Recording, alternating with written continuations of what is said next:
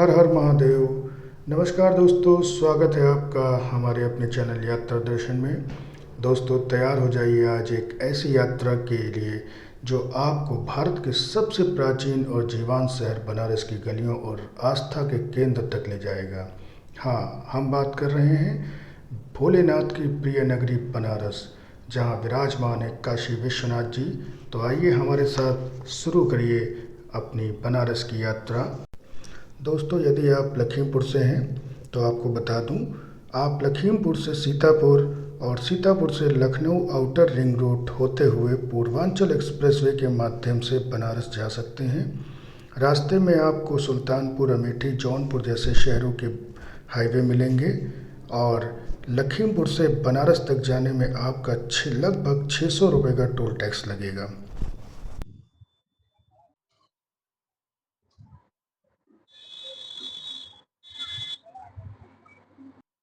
नमस्कार दोस्तों, आज हम जा रहे हैं अपने परिवार के साथ में काशी विश्वनाथ के दर्शन करने। और हम लोग यहाँ से निकल रहे थे अमेठी ज़िले से। तो हमको एक पेट्रोल पंप मिला हुआ है और जिसका नाम है माँ का आशीर्वाद फिलिंग स्टेशन। बड़ी अच्छी एक इनकी व्यवस्था हमको ये लगी कि जो भी यहाँ पे इनके यहाँ पे पेट्रोल डलवाने के लिए आते हैं लोग, उनका स्वागत ये गुड़ खिला करके और पानी पिला के करते हैं। तो बड़ी अच्छी ये व्यवस्था हमें लगी, तो हमने सोचा कि आपको भी इससे रूबरू कराया जाए। और आइए आपको लेके चलते हैं किस तरीके से ये अपने आने वाले ग्राहकों के लिए ये व्यवस्था करके रखते हैं। तो आप आइए हमारे साथ में। लंबे समय से गाड़ी चलाकर थक गया था तो सोचा कि किसी पेट्रोल पंप पर गाड़ी रोककर थोड़ा फ्रेश हो जाऊं। तभी हमें दिखा एक पेट्रोल पंप जो अपने अमेठी ज़िले में आता है।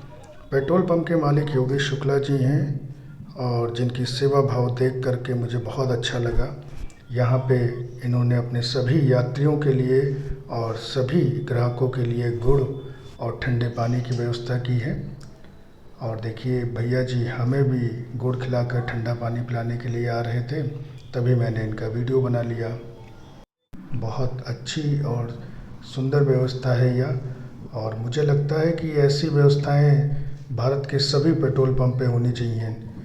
और देखा दोस्तों आप सभी ने कि कितनी अच्छी ये पहल है इनकी, और एक मोटिवेशन है अन्य पेट्रोल पंप मालिकों के लिए। जिस तरीके से अपने ग्राहकों का स्वागत करते हैं गुड़ और पानी पिला करके, निश्चित तौर पे ये बहुत ही सुंदर एक पहल है। और मैंने निश्चित रूप से इसी पेट्रोल पंप पे यह स्वागत सत्कार देखा हुआ है अपने ग्राहकों का। इससे पहले मैंने कई जगह पेट्रोल डलवाया, कई जगह सब कुछ देखा, लेकिन इस तरीके का हमको चीज़ें नज़र नहीं आई। तो बहुत बहुत धन्यवाद इनके मालिक को। जिसके बाद हमने अपनी आगे की यात्रा फिर से आरंभ की। अमेठी ज़िले से ही हम लोगों को ख़राब मौसम का सामना करना पड़ा। बनारस में भी तेज़ बारिश के कारण जगह जगह पर बहुत जल भराव हो गया था, इसलिए रात को ही बिना भूमिगत पार्किंग में गाड़ी खड़ी करके एक वहीं पे होम स्टे में रूम लेकर हम लोगों ने अपनी रात गुजारी। फ़ोटो में आप देख सकते हैं कितनी तेज़ बारिश है और जगह जगह किस तरीके से जल भराव हो गया है। तो प्रशासन ने हमको गदौलिया चौक जाने की अनुमति ही नहीं दी, इस वजह से हमको बिना पार्किंग में ही अपनी गाड़ी पार्किंग करनी पड़ी थी। और यह हमारा वही होम स्टे है जिसको हमने रात में लिया था, इसी में हमने रूम लिया था। बहुत ही सुंदर होम स्टे है और इन्होंने अपना अतिथि गृह बनाया हुआ है इसको, जो इनका ये 4 साल पहले मकान था और इसको अब इन्होंने होम स्टे में तब्दील कर दिया है। तो ये है बनारस की सुबह, जहाँ ये सड़कें आप देख रहे हैं। कल रात में यहाँ घुटनों तक पानी भरा हुआ था, हल्की हल्की बारिश हो रही थी। हम लोगों ने एक छाता खरीदा और चल दिए मंदिर प्रांगण की तरफ। यह गदौलिया चौक है और गदौलिया चौक से यहाँ पे 4 रास्ते जाते हैं, जहाँ पे यह जो बोर्ड आपको दिख रहा है, यह रास्ता जाता है काशी विश्वनाथ के गेट नंबर 4 पे, और यह रास्ता जाता है दशमेश घाट की ओर। तो हम लोग आ गए गेट नंबर 4 पर, और यह आप देख सकते हैं कि गेट नंबर 4 की ओर से आने वाले श्रद्धालुओं की लाइन मंदिर के अंदर लगी हुई है। लेकिन हम लोगों को यहाँ से जाना था गेट नंबर 2 पर, जहाँ से हम लोग की एंट्री थी।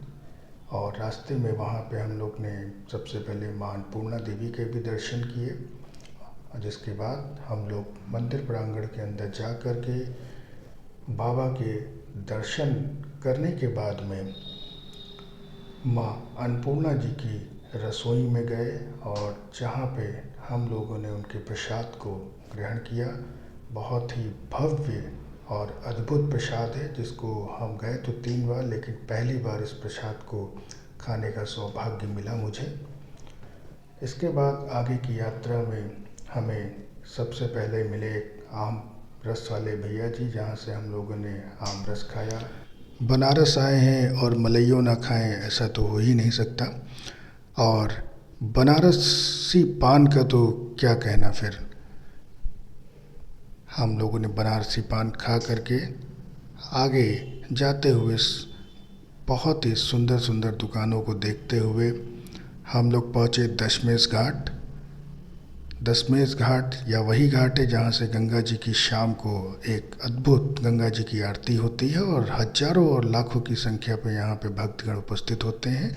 7 बजे माँ गंगा की आरती का समय होता है और हम लोग निकल पड़े नाव में बैठ कर के गंगा के और बनारस के सभी घाटों के दर्शन करने के लिए। यह मंदिर का मेन गेट नंबर 1 है और इसी के बगल में मनकड़का घाट है, जहाँ पे 24 घंटे दाह संस्कार होते हैं। और इसके पीछे की एक कहानी है। कहते हैं कि काशी में मरने वालों को भगवान भोलेनाथ एक मंत्र देते हैं और उनका कान एक टेढ़ा हो जाता है, ये यहाँ की मान्यता है। और अगर ऐसा उसके साथ होता है तो वह मोक्ष की नगरी को प्राप्त होता है। बनारस की मशहूर लस्सी, हालांकि हम लोगों को कुछ लस्सी बहुत यहाँ की कुछ खास नहीं लगी, क्योंकि साधारणतः ये दही फेंट करके ही शक्कर मिला के दे देते हैं। हम लोग तो लखीमपुर वाले हैं, हर चीज़ में स्वाद का मज़ा लेते हैं। तो और यह है बनारस की मशहूर काशी चाट भंडार, बनारस की चाय पीने के बाद हम लोग ने अपने रूम में आराम किया और शाम को 6 बजे निकल पड़े फिर से बनारस की गलियों में, और गलियों को देखते हुए पहुँचे दशमेश घाट पे, और जहाँ से हम लोग ने गंगा जी की आरती के दर्शन किए।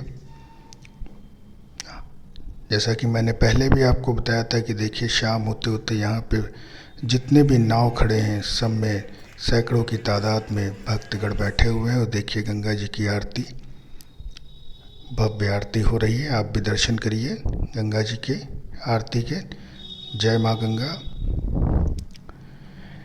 आरती ख़त्म होने के बाद हम लोग ने दशमेश घाट पर देखा कि बच्चों के लिए बहुत ही सुंदर सुंदर झूले लगे हैं, जिसमें बच्चे लोग बहुत ही एंजॉय कर रहे हैं। और यहाँ पे बहुत ही भीड़ भाड़ वाला इलाका होता है यह, और देखिए बच्चे किस तरीके से अपना एंजॉय कर रहे हैं।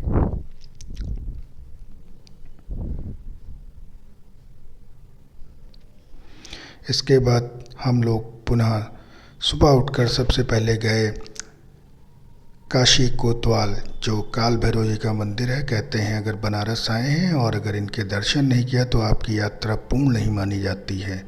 तो काशी कोतवाल जी के दर्शन करने के बाद हम लोग निकल पड़े अपने घर वापसी के लिए। ज़ोरदार भूख लगी थी तो हम लोग पूर्वांचल एक्सप्रेसवे पे जौनपुर के इस फैमिली रेस्टोरेंट में रुक गए, जहाँ पे हम लोग ने अपने लिए एक एक भोजन थाल ऑर्डर करी। बहुत ही साफ़ सुथरा और भव्य रेस्टोरेंट है ये, और खाना भी उतना ही लाजवाब था यहाँ का। और खाना खाने के बाद हम लोग यहाँ से फिर से निकल पड़े लखनऊ की ओर। लखनऊ पहुँचकर समय था हम लोग के पास पर्याप्त, तो हम लोग ने सोचा अपना थोड़ा सा समय लुलु मॉल में बिताया जाए, और हम लोग पहुँच गए अपनी फैमिली के साथ में लुलु मॉल, जहाँ पे हम लोगों ने अपनी कुछ ज़रूरत का सामान ख़रीदा, वहाँ के अच्छे अच्छे फूड को एंजॉय किया और चारों तरफ का नज़ारा लेते हुए अपने गंतव्य को वापस लौटे।